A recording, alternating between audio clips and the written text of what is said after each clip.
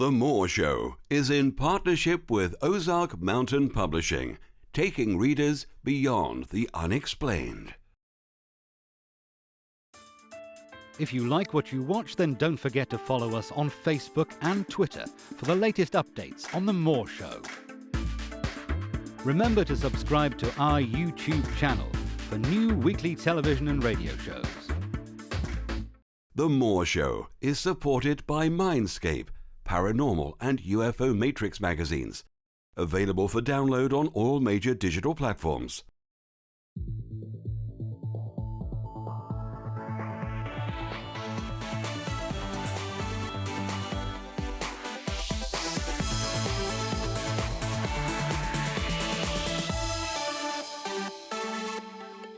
The comments and views expressed on The More Show are those of the people that make them and do not necessarily reflect the view of Kevin Moore, The More Show, or this radio station and its affiliate or sponsors. This show is for entertainment purposes only.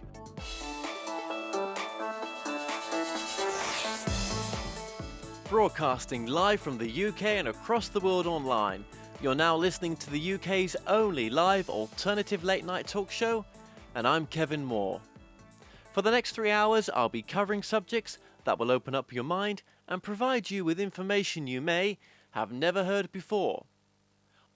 To start the show, I'm joined by Randy Rogers, who is the president of Telefilm Inc., a Los Angeles-based production company. His company has handled the promotion of the world's biggest pictures or blockbusting movies, including The Matrix, Harry Potter, Batman, Superman, Shrek, Iron Man and Indiana Jones, just to name a few. Randy Rogers now joins us to share his remarkable story of awakening to the world of synchronicities, metaphysics, dreams and reincarnation. His baptism in the pool of metaphysics began with breakfast on the morning of April 23rd, 1986, where he read this horoscope to his wife. What seems as a no-exit proposition will be brighter. You will have more love and money as a result. Get ready for a new start. Maybe the network is going to call me today, he jokingly prophesied to his wife, and then left for the office. An hour later, as he walked into the newsroom, the receptionist handed him a phone message. NBC News was calling him to offer him a job. Randy Rogers, welcome to the show. Well, thank you, Kevin. It's a pleasure to be here. Now, Randy, well, that's synchronicity there in a sense straight away. You know, you get that. I mean, what was going on in your life at that time when you got that message, which turned out to actually there was some truth in that, wasn't there? Well, yeah, there was a lot of truth in it. That was a really funny day. I'd been trying to get into the network since January, and I'd stopped over on a vacation in Los Angeles and dropped off a resume and a tape, and then the Challenger disaster blew up, and they kind of got busy, and then it seemed like they forgot about it, and I'd been bugging them if they were going to hire for the summer coming up, and nothing was going on, and finally I just gave up on it that day, and I thought, well, I'm just happy here. I had a great job in Phoenix, but then I opened up the horoscope that day and saw that, and I made the joke, oh, they're probably going to call today, and sure enough, I walk in the newsroom, and there's a message from NBC Nightly News hiring me to come out to the West Coast and work for the nightly news there, and it was the greatest summer of my life, next to the first summer that I started in the business way back in 1970. But it was a really it was the pinnacle of my career in the news business for sure. Well, yeah, I bet it was, and what a great start as well, because obviously this got you into, well, it led on in the end, I'm guessing, to your production company as well. Right. Yeah, go on. What happened was, you know, I was 86, and then I ended up working for Nightly News for about 5 more years, and by the time the 90s rolled around, it started turning tabloid, and I had realized that, you know, the news wasn't going to be the news anymore, and I wanted to get out of it, and so I went into the motion picture production end of things and spent the next 20 years doing that, the promotion of movies. And why was that?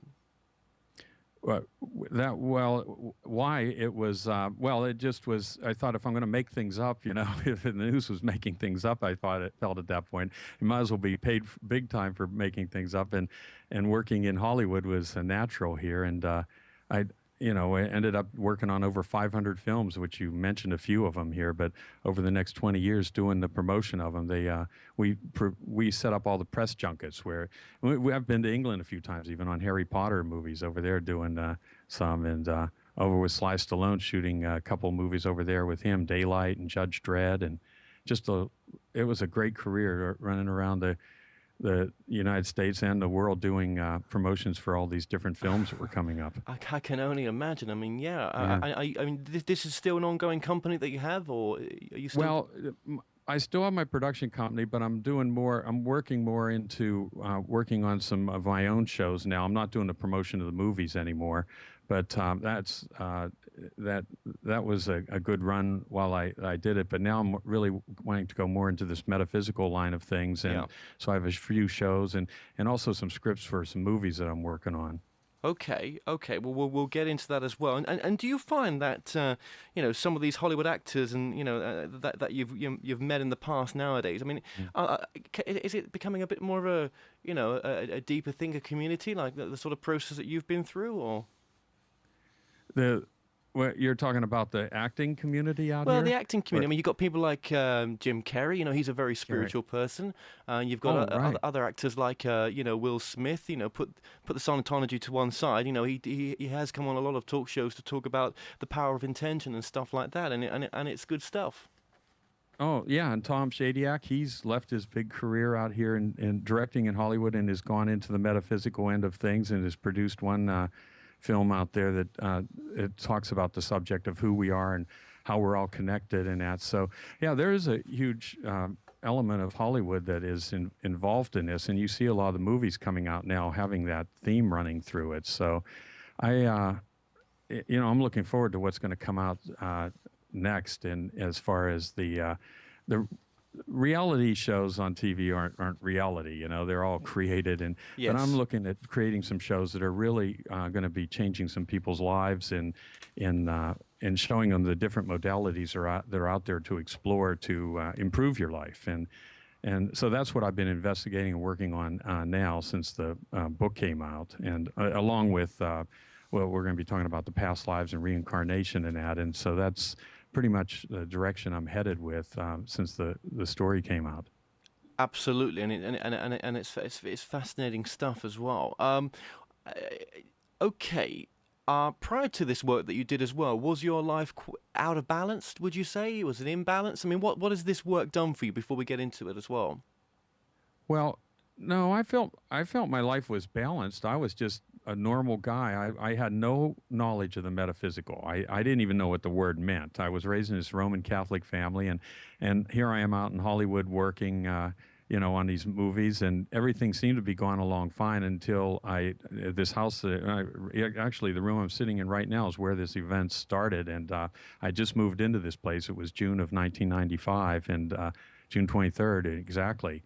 Just a couple days ago was the anniversary. And the thing that happened was I started having these feelings that a girl I knew from grade school had passed away, and I couldn't get them out of my mind. And the newsman in me immediately started a search trying to find her. And that's where the story begins for me. Right, so someone that you knew in the past. Right, from grade school. From grade school. You felt that she had... That she had passed, and okay, well, tell us what happened, the process you went through, and what you discovered on the way. Well, what happened was, I went and started looking for her without telling anyone that I was having these thoughts and premonitions about her or something going on, and I didn't know where they were coming from.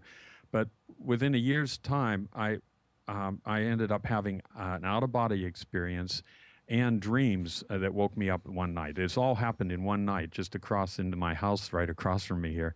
And I didn't know what an out-of-body experience was or anything, but I found myself floating up out of bed, and Kathy's soul was with me, and she starts telling me where she is, what happens when you die, and waking me up to write all this information down. And so the next day when I got up, I knew I had been searching for her so long, for a year now. So I called my mother and told her what happened, that I had a dream and floated up out of my body. And I told her she had to find her to find out what happened. Well, to make a long story short, my mother found her by the end of the month. And what happened was she found her sister, who was a nun down in outside of Pittsburgh. And she called her and said, I wanted to get in touch with her. And her sister Carlene said, well, I'm sorry, but Kathy passed away from ovarian cancer.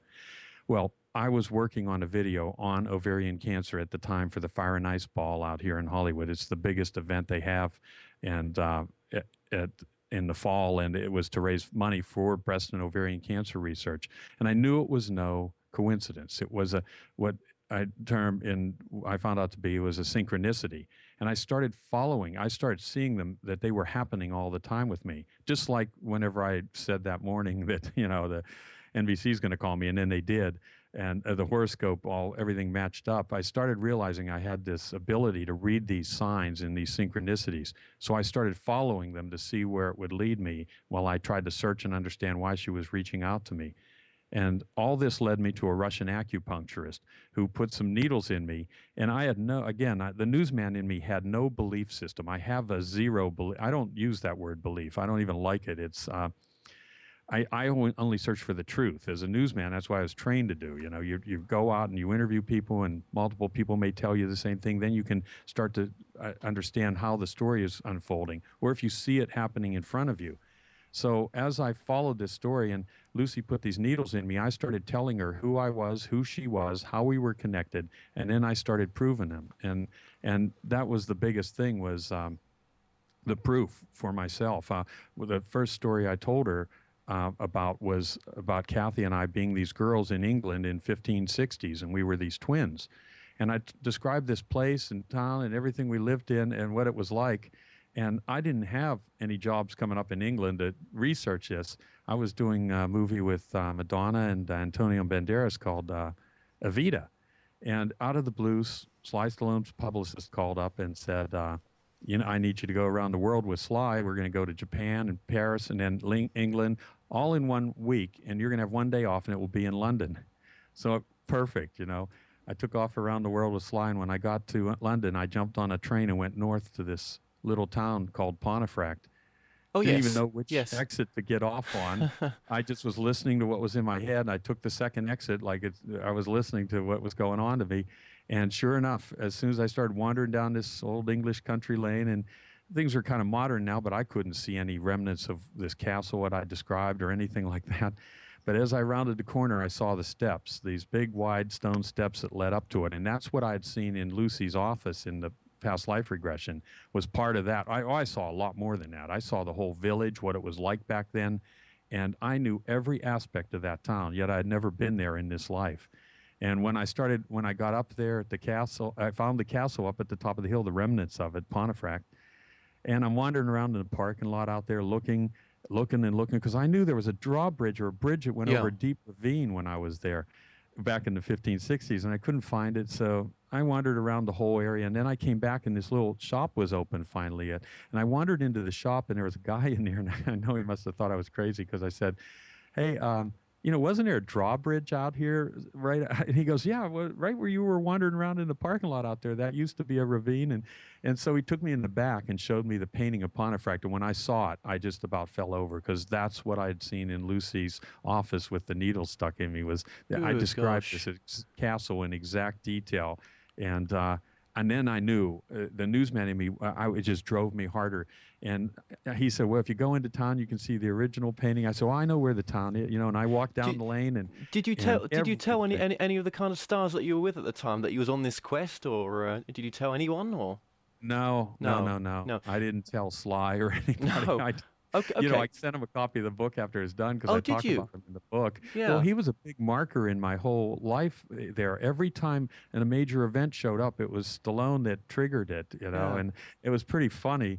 I don't know if he even realizes how dynamic he was in there. Yeah. I mean, every part of it. He created my career doing the press junkets. Of course. The first movie I did was Demolition Man with him. Oh, yep. And that was way back then.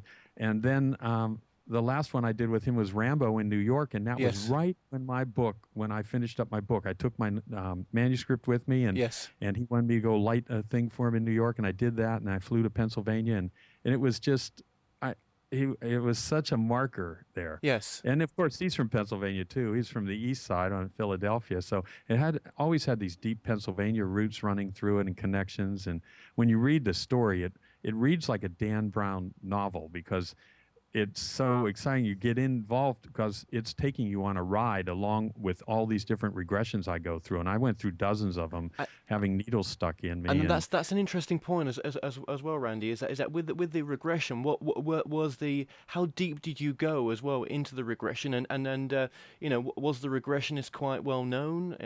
How did you find the regression? No, she's very unknown. She's an acupuncturist, actually. She's not a regressionist. Yeah. She just found out that she had this ability to do this by putting these 4 needles in me in a certain place. And she found that out one day when she was treating a person for epilepsy. And she had put these needles in, and all of a sudden the woman was going back in, telling her about things out of a past life. And Lucy understood that and stayed with it and used the technique sparingly with different patients throughout her acupuncture career.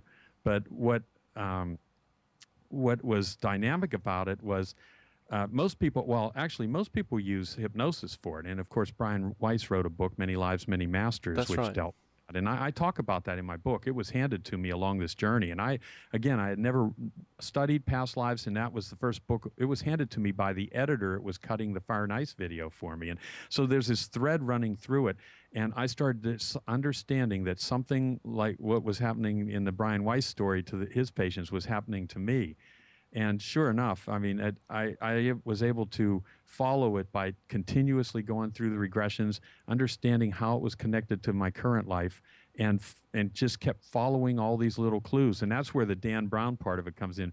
I mean, people think this is a novel, and it's not. All the names, dates, times, places, everything in this book is true. This is a nonfiction story. But it reads, it's so wild that it reads like it's a novel. And the story hasn't ended yet either. I mean, No, of course it's not. No.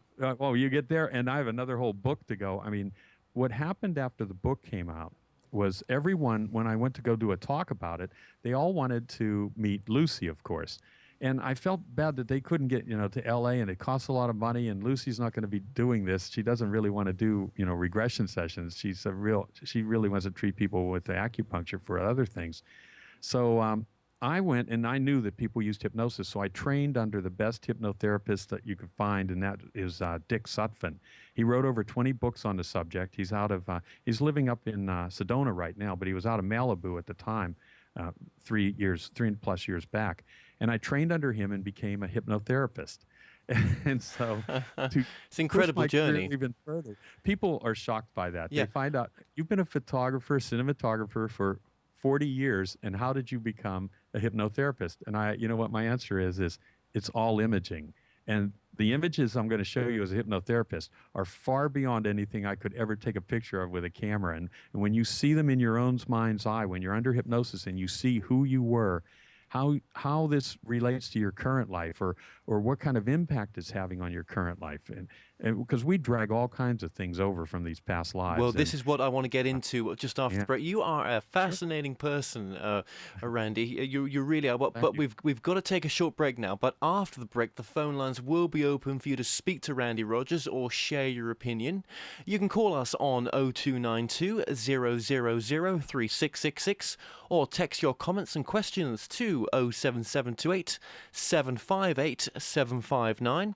International listeners outside the UK may Skype the show by adding The More Show Live, or you may choose to interact with us on Facebook and Twitter. The More Show is in partnership with Ozark Mountain Publishing, taking readers beyond the unexplained. Visit themoreshow.co.uk/shop to purchase products and services from your favourite past guests. If you're new to this site, you can also catch up on the previous television and radio shows through YouTube and the More Show website. The More Show is supported by Mindscape, Paranormal and UFO Matrix magazines, available for download on all major digital platforms. Broadcasting from the studios of Radio Cardiff, you're now watching The More Show. Welcome back. I'm currently joined by Randy Rogers, who joins us to share his remarkable story of awakening to the world of synchronicities, metaphysics, dreams and reincarnation. We are live and the lines are now open for you to call and speak to our guest or share your opinions by by calling us on 0292 000 3666 or text your comments and questions to 07728 758 759. International listeners outside the UK may Skype the show by adding The More Show Live, or you may choose to interact with us on Facebook and Twitter. Randy, welcome back to the show. Well, thank you.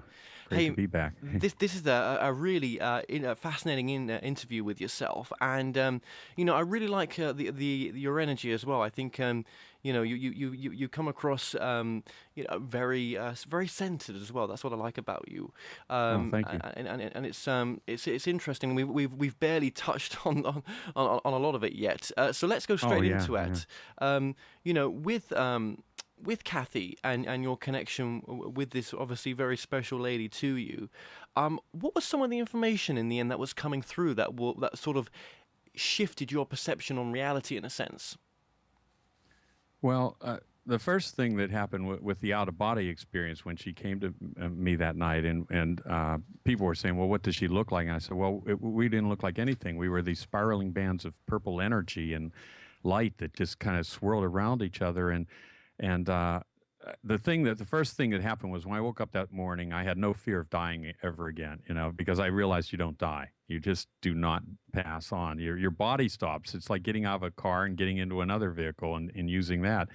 And I had this, and then as I started exploring this whole connection to her, I started to realize how deeply connected I was to her. And even though she wasn't my girlfriend or we never dated or any of that was going on, we were really these soulmates that had been going in and out of time in all these different lives. And she showed me a lot of them as I went through the sessions with Lucy. So I just started to realize how infinite everything was, that we had been doing this since the beginning of time, she said. And time is something we create here. It's an illusion. It's not, there isn't anything really like time on the other side. Everything, when you step off this timeline, when I put you under hypnosis, you literally leave the timeline. So everything stops. And you might think you were only gone a few minutes, but when you come back, hours have passed after you've done a regression. And that's what kind of surprises people the most, is this time shift whenever you go. And that's why even with UFOs, aliens, all that kind of stuff, people always talk about how this lapse of time. Well, that's because you're really not going, you're not going anywhere. You're stepping completely off of this dimension that we're on. You're going into another, it's like a frequency shift, and you're shifting over to this other frequency. And then when you come back, well, of course, time passed here, but over there it didn't. Because everything's laid out, both forward and backwards. So you can go anywhere on the timeline. The timeline is all happening at the same time. That's the other mind-blowing thing that people have a hard time wrapping their head around, is everything is happening at once. But you immerse yourself into this character you're going to play here. And these are characters we play. I'm not really Randy Rogers. I'm this soul playing the role, and you're not really Kevin Moore. And I've got a great story I can tell you about that in a minute. Oh, please. Yeah. And also, why do we have it so difficult sometimes? If this is our characters we're playing, why does it have to be so hard? I mean, yet there are people out there that say, ask for what you want, then let God or the universe deliver. Just keep moving with faith and trust in the universe, and a universe that fulfills your desires and needs. But when you're in the midst of it, it doesn't always feel like that, does it? Oh, I'm in the midst of it myself, and it's because it's called karma. I mean, everybody thinks karma is something it's done to you, but karma is something you're doing to yourself. You're challenging yourself with a lesson, and believe me, you are a huge spirit, a soul that is beyond anything that your puny little body can even express, but if you learn how to put everything in it, that's why you see these people that have cerebral palsy and all these other diseases. What about these souls? Why did they come in to play that role? Because it's the most challenging role they could take on, and they knew they're such a great soul that I'm going to go in and take this challenge on, and I'm going to beat it. I'm going to show them how to really express their character through that role. I have a friend, Jerry Jewell, who's an actress out here in Hollywood, cerebral palsy, and most dynamic person you can ever imagine. I mean, to be around. You just love being around her, yet she has the most difficult life situation you can ever want to be in. And she's trying to be an actress, too. I mean, she is an actress. She's been, on all kinds of television shows and movies, and she's just a a really cool person to be around, but that's because you're seeing the spirit that's playing the role. It's not the character. Don't let yourself be defined by the character.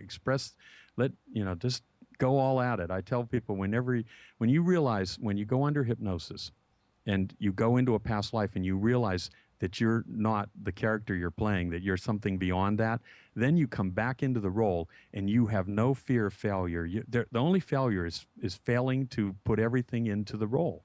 That's why everyone loves Hollywood. That's why it's tied into Hollywood. And with me, people say, why did this happen to you? Well, I was the perfect person for this to happen to because I was a newsman who went into Hollywood, no belief system of any kind, and everyone loves actors in the movies. And that the reason we love it is because it's a reflection of us. You want to see the biggest actor in the world, look in the mirror in the morning, I tell people. The whole world revolves around you. You wrote the play you're in, and everyone around you is your supporting actor. And that goes for everyone. And all these plays interweave with each other. So when you're either playing supporting role to someone else at some point, they're playing it to you, but all the movies intertwine and they're so connected. That's the cool thing about doing these regressions. You start to see the connection, why you're here. You're not here for just by happenstance. You came here to play a specific role. You have the script embedded in you. And when you can understand what that is, then it's all out. I'm going to do everything I can to make this a really exciting life. Do you think it turns around the understanding of what life, the possibility of your life could be once you've had that realization in that moment that you are more than your body, that in the sense that you can achieve anything you want, but you've really got to believe that in your core, haven't you, to make that shift? Well, yeah. Well, and I'd say again, it's not a belief, it's a knowing. A truth. From the time I was 10 years old, I didn't want to be a cameraman. I knew I was a photographer. I asked my parents for a camera on my 10th birthday from a Green Stamps catalog, and I had that camera with me, and I had cameras with me. I have a camera with me all the time. I never am without a camera on my side. And I just knew I was a photographer. And I always tell people, you know what you are. You really do. And listen to your inner guidance. That's what my mother always told me. And I didn't realize it was coming from somewhere else. I didn't realize there was an actual soul out there helping to guide me along. And in my book, I write about this person that I discovered who it was. And it's in the most exciting fashion you can imagine, again, with listening to your inner thoughts. If you're still and you really, it's a gut feeling. It comes out of nowhere, and you're going, where'd that come from? But grab onto it. It's like when you drive down the street in your car and you're driving along, and all of a sudden you go by your friend Tom's house, and you go, oh, I got to stop in and see my friend Tom. Well, that's your subconscious mind communicating with you. And maybe even Tom communicating with you, saying, I need to talk to you. But it actually is, because if you listen to it and stop and see him, 10 times out of 10, he's going to say, oh, I was just thinking about you, because that's how we communicate. But what happens is, as you're driving and you get the thought, then your conscious mind kicks back in and says, oh, no, you got to go pick up the kids, or take the dog to the groomers, or I got to go home and make, just anything else to keep you on track. And your conscious mind will try to pull you away from what is really important. I tell people, listen to your subconscious mind. Let go of the conscious mind once in a while, and you'll find your life just flowing a lot smoother. And again, smoother. To get in contact with your subconscious mind, is it more? Are you talking about your gut feelings in a sense, or? Well, yeah. That's where we communicate on this subconscious level, and those are the thoughts that come out of nowhere. You don't know where they came from, but it was just something that kind of came into you, and it's so fleeting. And again, your conscious mind will want to override it. Your conscious mind is in charge of keeping you on track every day. And again, you can realize where your conscious mind is just driving down the same road. You're driving somewhere, and just as you pull up to the place you're getting to, all of a sudden you snap back into your conscious mind, and because you were thinking about something, and you start to get really nervous, like, oh my God, I don't remember driving the last 2 miles here. Yep. Well, who was driving the car?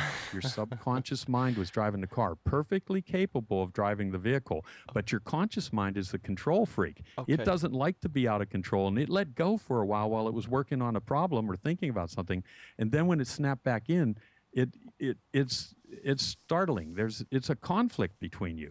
And people that can learn to let go of the conscious mind and start to listen to the subconscious, you'll just see your life start to you'll start to realize that things aren't happening by accident. You've laid out plans. These markers are called synchronicities. Remember, we're actors. Actors put marks on the stage so they hit their marks. We did the same thing here, and they're the synchronicities of your life. When you have this thing happen, you go, wow, what a coincidence. That's not coincidence. That's a marker. You're exactly where you're supposed to be in the play. You should feel good. You should be smiling a lot. I know, but to know that life is, eternal or whatever, that there are chances to come back again, and make the most of now. And I like what you said there about success or the failure in life is not to give something your all. Yeah, right. Because all you've got is the moment now, and so make the most of it, and everything life's is there for us to there are more options than we give it credit for. But when you're going, even knowing that, but when you're going through the hardest times, the most challenging times, be it you've got money issues, you've got all sorts of problems going on, privately as well, it is difficult to embrace these truths that we know are probably truths, and use it to get us through these challenges in those times. I know they should be the times when we use them the most, those spiritual things, but it still doesn't make the journey any easier. It still can be quite painful sometimes. Oh, it is. I mean, I'm going through it right now myself. Everyone is. Everyone in this universe. This is the most challenging time because this is when the shift is occurring. 2012 wasn't the end of the world. It's the beginning of a new way of doing things. There's so many just incredible things going on right now in this metaphysical end of things, understanding who we are, the abilities we have.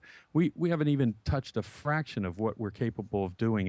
And someday we're going to look back at this whole thing and the way we did things, and people are going to go, that was so barbaric, especially with medicines and just every way and how we communicate. So in the toughest times right now, I mean, I continue to plod right ahead, right through it. I'm not afraid. There is no failure. There's just not going to be a failure. There has to be success, and you have to put everything into it to achieve that. That's why the most dynamic people you see have that ability. I mean, you look at people that were on the battlefield like General Patton, and he'd stand up and bullets would be flying everywhere, yet he knew that he was not going to be killed. He knew that I have a destiny here, and you've got to realize what that destiny is in your life and grab hold of it and not be afraid of failure. If you pull back from it, you're going to just end up doing it again because you're going to say, well, I'm going to give it another try in a different way. And that's repeat karma. There's two types of karma that happen when I put people under hypnosis. There's what I call the repetitive karma, where you just keep not reacting to the problem the right way, so it just keeps beating you over the head, So like, why am I getting beaten down so bad? Because you're not responding correctly to it. And we can go into all kinds of details about how to respond to these karmic lessons. But then the other one is the flip side of karma, where you did something either bad or good in your last lifetime, and however you treated the other person, you're going to, now I want to see what it's like to be on the receiving end of the way I was. And I have a lot of people I put under hypnosis that just come out of it going, wow, I wasn't a very nice person in that last lifetime. I was a slave driver at work or whatever it was. And the people didn't like them, and now they understand why they're treated that way at work today. I mean, they're crying at the end of the session going, I know why I'm having the problems I have, because you brought them on yourself. You brought the challenge to you. Now, knowledge erases karma. That's the cool thing. Now that you know what the lesson is, you can make it dissipate, just disappear, because you understand it, and you can shift your way of thinking and it will just go away. The problem will start to fade. Because, in a sense, you can give it your all, like you say, because you could, I thought that you were going to redo it again. Right. Otherwise, you'll redo it again. So now you're going to just let go of fighting. It's always about fighting. Karma, the harder you fight against something, the more the karmic wave builds up against you. When you just release and let it roll over you, then it's done. It just goes over you and it's gone, and it quits pounding you into the ground. But karma is always, you always are trying to fight something head on, and you're not going to win because you challenge yourself with this lesson. The thing is always just becoming neutral to it even, or going with it, or understanding it better. There's all kinds of different approaches to it. It all depends on the situation you're in. I mean, we probably should talk about some of these past life regressions, because that's where the story. See, the stories are the only way to tell it. Yeah, please, very quickly, yeah. So, well, I mean, I don't even know where we want to begin with a lesson, but I have people come in with all kinds of problems, or when I do these regressions. And one woman came in with a weight issue, wanted to understand why everything she did, she couldn't get rid of her weight. And put her under regression. She turns up in the 1840s on a prairie outside of what she called Mexico, which I think was part of the U.S. actually. It sounded like Texas, a plane in Texas, before it became the United States. And she was 10 years old, standing there by herself out in the prairie.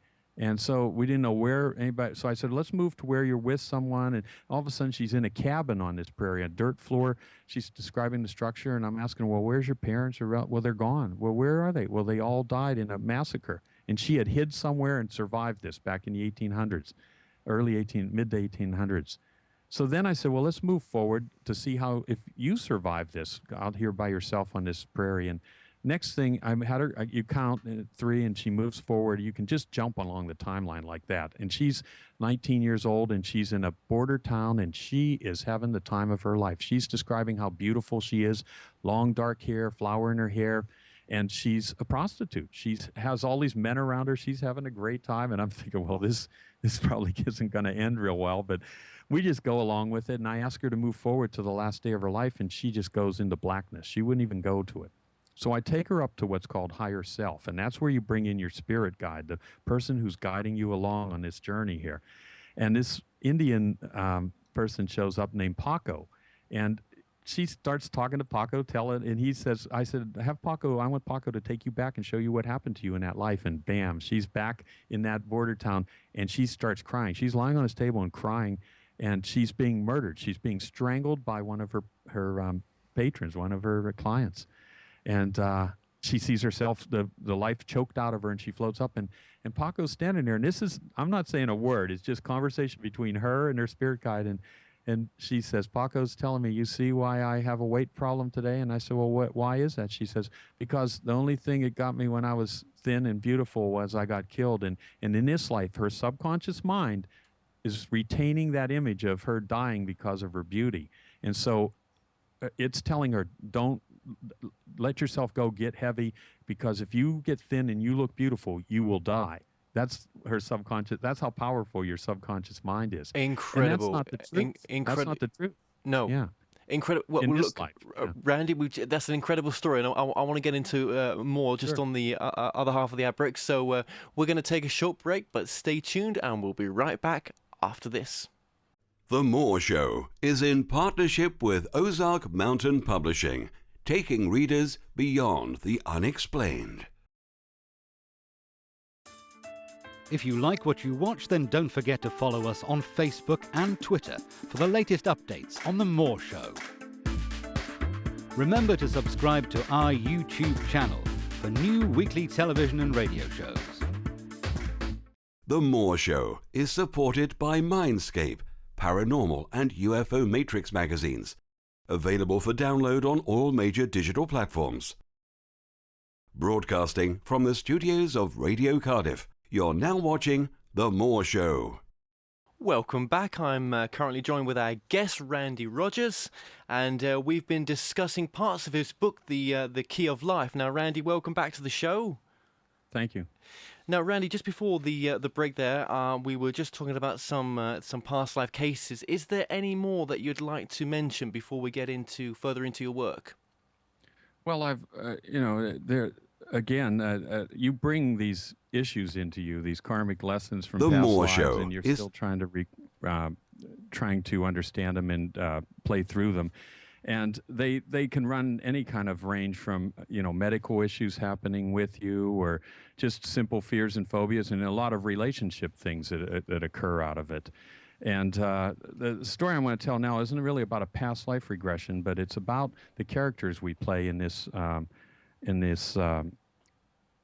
this play that we've created for ourselves, and it really is a play, and this story is going to really sum it all up for you, because people don't understand how can we play these roles, and people are always saying, well, I was this famous person, or somebody was Amelia Earhart, and how can that person be when somebody else down the street wrote a book about it and they were it?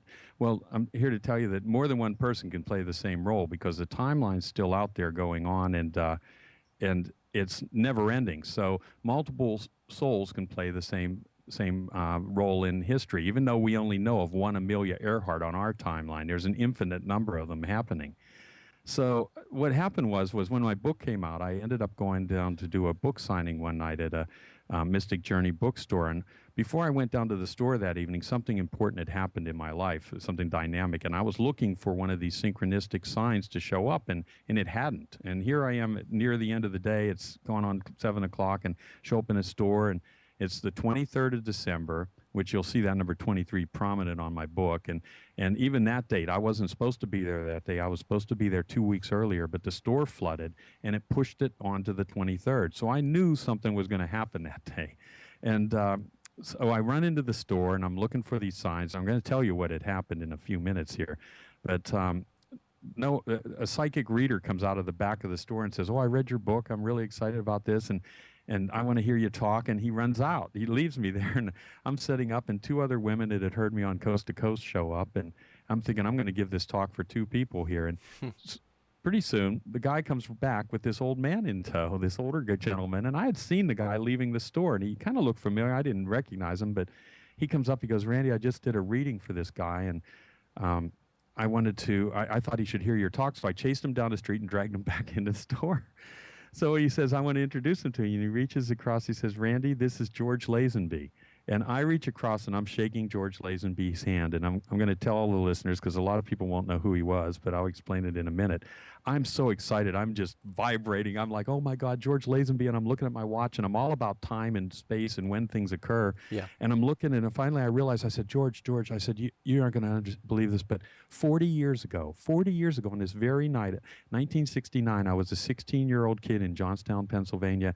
I was up on a ladder in a snowstorm, changing the marquee on the State Theater to read, On Her Majesty's Secret Service, George Lazenby as James Bond. And I said, and I recognized him right away. I said, you were my favorite James Bond. I said, I know everybody liked Sean Connery or this other one or that one. Everybody has their favorites. But I said, that role in that movie and that script was the best James Bond movie ever. And I said, I've watched it zillions of times, all the times in the theater there. I knew every word by the whole script I had embedded in me. And I said, you don't really realize what's happening, but I said, that story was so dynamic because he fell in love with Diana Rigg's character in the movie, and they ended up getting married, and that's the only movie that James Bond got married in. And I said, I always envisioned my life being like that. And I said, you don't know this, but less than an hour ago, I just stopped at a jewelry store and bought my girlfriend an engagement ring. And I said, and I didn't want to get married. I said, I told her, I didn't want to get married, but I'm always telling people you got to just let go. And I said, the minute I let go, I said, who shows up? The guy that plays James Bond. I said on that, and I said, I've talked about you for 40 years. Anytime anybody brings it up, I always talk about George Lazenby. And he was just beaming that I even knew him. He said, but Randy, that movie, my wife dies in that movie. I said, oh, I know how it ends. I said, and I'm not really concerned about the ending of it. I'm just the fact that you showed up here as a marker. And he said, but you don't know this too. He said, but I'm going through a very nasty divorce right now. And maybe the message is you shouldn't get married. You should listen to. I said, well, I'm sure, the way this is interpreted is going to be up to me. But I said, the fact that you showed up here tonight is so dynamic. I talk about these synchronicities, these moments, and I said, and this is just the most stunning synchronistic moment I ever had, was having the guy that played James Bond show up. So I said, I want to use you tonight when I talk about these roles we play. And so he sat down, and I said, when I say the name James Bond, what comes to mind? Well, he's a British Secret Service agent, 007, has a license to kill, carries a gun with him all the time. He has all these hot women around him on all these adventures trying to save the world from these madmen. And that's the iconic image of James Bond, the character. If you went to the theater and you went to a movie and James Bond was a florist and the movie wasn't about spies, you'd be storming out to the box office saying, I want my money back, You want to see the James Bond spy. I said, but when we talk about James Bond, the movies, how many people have played James Bond? I said, and we started listening. We had Sean Connery and Roger Moore and Daniel Craig and Pierce Brosnan. And I said, and George, you've played James Bond. And he's smiling there. And I said, but I'm going to ask you the most important question here tonight. And I looked him right in the eyes and I said, George, are you James Bond? And he looked at me and he laughed and he said, no, I'm not James Bond. I played him once. And I said, well, I'm not Randy Rogers. I'm playing him once. And you're not Kevin Moore. You're playing him once. And that's how this works. That's more than one person playing the character, yet the character is defined, and everybody has their favorite James Bond. And believe it or not, there's someone out there on another timeline, another soul playing Kevin Moore, another soul playing Randy Rogers, different scenarios, different things happening, but it's an infinite possibilities going on, and that's how this whole thing works, and that's why it's so exciting to us. That's why we have more people. People say, well, how can more people be on the planet than there were before? Well, as a soul, you come in and play this life. Remember, you challenge yourself with this big, hard role, and at the end of it, spiritually, you've grown. So now you exit the life, and you're going, now I want to jump in and play twin brothers in this life, or twin sisters, or I want to play a mother and a father, and you split. So your soul literally fragments, but it's still you. And when I'm looking at you right now, and I'm looking at you saying, what part of me is you? And what you should be looking at me, what part of me is in you? We're connected on such a deep level. Yeah. We are one. And if you want to call it God or Muhammad or whatever name you want to apply to it on the storyline here, that's us. We fragmented and we get spiritual growth and we go back to that source of being one again. And we're in and out and it just keeps getting bigger and bigger. And that's who it is. That's, we're looking at ourselves in a mirror every morning, and everyone we're looking at on the street is a mirror of us, a fragment somewhere back in time, fragmented into another part, the story that we're playing. And I guess that, again, that comes down to how we can, in that instantaneous moment, knowing this information, can make changes in our life now to go in a more positive direction. It's never too late. It's never too late, even no matter what age you are. No, it doesn't. Once you've got that knowledge and that realization, and you wake up to who you really are, you can shed all these fears and inhibitions. And I mean, it's a difficult thing. That's why people come in and out of these sessions to understand. There's a lot of embedding that goes on throughout these past lives. And I just had an incredible trip up to Las Vegas. I do a lot of work up there at a place called the Ganesha Center up there. And I was up there on another trip just a couple weeks back. And I ended up meeting a shaman for the first time, Wow. Bonnie Saratori. Yeah. And it was the most powerful 2 weeks I ever spent in my life in Vegas, having things removed from me that I had embedded over all these countless lifetimes to protect me. And it's all about protection. Remember the heavy woman that I said? Yeah. She was holding the weight on for protection. After that session was over, a couple months later, I get a call from up at the Ganesha Center. Oh, you won't believe it. She's gone and she's lost all this weight and she's getting married. And was she still coming in? No, that's what happens. A lot of people, the minute they think they fix it, they let go of everything else. But you have so many things. You really should stay focused in some end of the spirituality, just even meditation or yoga or Yes. anything to You've keep hit yourself balanced. You've hit the nail on the head there. I mean, if you don't meditate, if you don't do any of these things, I mean, at least meditation, at least one of these things, just to sort of center yourself. If you're lost in, Centered, if you're lost in your voice of not knowing which way to turn, you don't know how to deal with the situation, you can at least give yourself that few minutes back at any time in the day, or possibly when you first wake up, just to give you that space in your head and see what comes from it, rather than not doing that and, being all over the place trying to fix what, is sometimes difficult decisions that we have to make day by day just to get by nowadays. Yeah. Well, people tend to project ahead too, and Eckhart Tolle, of course, he wrote The Power of Now. That's right. And that book saved my life. I learned how to live in the moment, stay present. And everyone, even me, I wanted to race ahead, and I keep pulling myself back. In that Vegas, that last trip, I had to do that, just stay centered. And you know what? It lasted forever. It seemed like the 2 weeks stayed forever with me, and all the events surrounding me were just so great to be in. And So- even now, I've got stuff going on, but I try to just stay focused on that's what it. I'm doing right now. And that's what I said about. I had that feeling that you seemed very centered, Yeah. and I'm trying. I am. I mean, trying's not always good enough sometimes, but when you, like you say, when you've got a lot of things going on, it's just you have to sort of focus them out and really go back to your spiritual beliefs and that can see you through some of the harder times. But it's I suppose it's getting into that modality of is this my truth or not? Right. Well, it is. It staying in that. When you're there, I'll do something simple as just watering the garden or painting something or something that's mind-numbingly it takes you away from everything. And all you're doing is concentrate on doing that painting or whatever you're messing with right there. And that slows you down from jumping ahead and worrying about this, because there's not a thing you can do about what's going to happen. You can, because everyone, and the more intense it becomes, that's more, you're challenging yourself more. I have it going on right now. I'm in the middle of trying to get my house fixed, trying to move up to Oregon I want to move into, but I'm being called into Vegas as working and just being pulled in 10 different directions. Right. And so I just the more I pulled, the more I try to center back into it and stay focused. And I know I'm going to get through these next few weeks, even though they're the most stressful times. It's just going to, one day at a time, stay on it. And well, then I really appreciate you giving us your time right now with all that going on. Yeah. I really do, because you obviously you thought we were worthy of doing that, and I thank you. You never know what's going on. Yeah, my son's playing in his first All-Star game today, and I'm missing part of that. But you know what? I'm committed on this. When I finish with that, then I go to that, and so don't So you're seeing it through. You're seeing it through. Yeah, stay focused and see it. Well, yeah. It's great being in the moment with you, talking here and being, and when you put all your energy into it, the show just flies by, and then all of a sudden it's done, and you're like, wow. I mean, every time I could talk for 3 hours on this subject. The stories are phenomenal. We've got soul retrievals, people that post-traumatic stress disorder things, that's a big thing.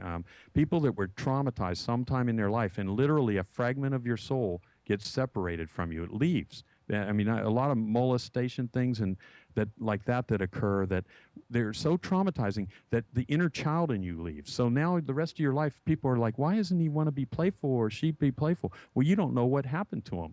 And they don't even know, because it was buried subconsciously way, way, way back at a young age. And when they realize what it is and they let go of it, their life is just so much opened and freer. And it requires forgiving yourself, forgiving the other person, because remember, there is no harm in, I don't care what happened to you.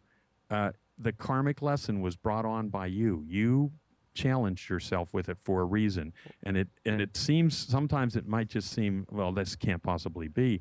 But when you go back and do the regression, you understand why you would challenge yourself with such a horrendous lesson. Because you were bringing that up at the beginning, that why are things so difficult? But it lays way back in your past, in the past lifetimes, and what you're trying to achieve here. And do you provide past life regressions?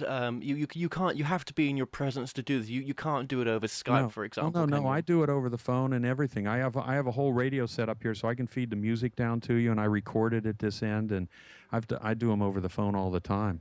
So, but it is great to be in the room with them, because you can see what's going on too. So you can actually do this over the phone. Oh, yeah. Right. Okay. And your prices and everything are on your website for that. Right. Yeah. Yeah. It's up on the website there, Right. and there's past life regressionists no matter where you are too. Wherever you are, you're going to find somebody that does hypnosis and past life regressions, and how good they are is a matter of going and trying it. And Randy, and what's the link to your website as well? Oh, it's RandolphRogers.com. So RANDOLPH Rogers ROGERS.com. Okay. You can find it on there. And again, the book, I don't know but the book is called The Key of Life: A Metaphysical Investigation, and that tells this true story about how this all happened to me, a photographer and a guy working out here in Hollywood. It just seemed like everything was going along normal, and then one day I started having these dreams and premonitions and realized that there was some truth to them, and I followed them, and it led me on this incredible path where I've let go of all the Hollywood stuff, but I'll still be back to it at some point. I've got these scripts and things, but I'm out right now talking about the book, doing the regression sessions, and it's been 3 years of that, and I've got a stack of sessions that just it's going to be a stunning. The next book, the stories are just going to blow you away. Oh, wow, wow. Well, look, I mean, I'm just so thrilled to have had you on. I wish we had more time, but this is a television show as well, so we have to stay with time. I mean, in 10 seconds, do you want to give a sort of message to the audience, the key of life, in a sense? Well, sure. Well, that I tell people to always follow the truth in their life. Don't let yourself be led astray by other people trying to inflict a belief on you. Let go of the belief system and know what's coming into you. You know whether it's the truth when you're experiencing it. And that's why I'm not into any kind of religion or anything like that. I follow the path that is laid out in front of me, and that's the easiest thing to do. Watch for those synchronicities in your life. Well, Paul Rademacher, Randy, thank you so much for joining us. And say hi to Paul. I know him, so I will have a good show with him. Oh, thank you so much. Well, take care, and we'll speak soon. Thank you. Well, stay tuned, as after the break, I'll be speaking to Paul Rademacher, Executive Director of the world-renowned Monroe Institute. Paul Rademacher will discuss the Institute's exploration of the human consciousness and various mystical experiences, including OBEs, traveling to other dimensions, and interacting with those who have passed. So stay tuned. Visit themoreshow.co.uk/shop to purchase products and services from your favourite past guests. If you're new to this site, you can also catch up on the previous television and radio shows through YouTube and the More Show website.